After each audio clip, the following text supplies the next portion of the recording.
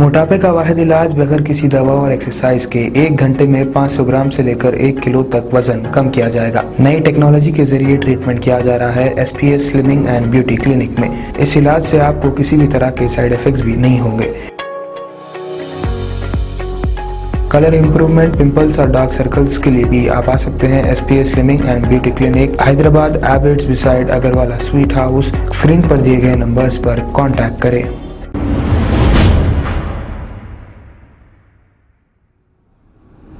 अस्सलाम वालेकुम नाजरीन, मैं हूं मोहम्मद अब्दुल हकीम। 7H न्यूज़ में आपका इस्तकबाल है। अस्सलाम वालेकुम, मैं मोहम्मद उज़ैर अली।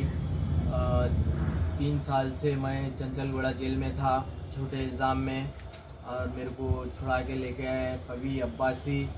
उनका बहुत बहुत शुक्रिया अदा करता हूँ मैं, और अल्लाह ने मुझे कामयाबी दी और जो सो कि जॉब भी दिलवाया। वली अल्लाह का करम है। अस्सलाम वालेकुम। खबर है शहर की, खबर है गाँव की, खबर है सारी दुनिया की। 7H न्यूज़ पसंद आए तो लाइक कीजिए, शेयर कीजिए और सब्सक्राइब करना ना भूलें। 7H news.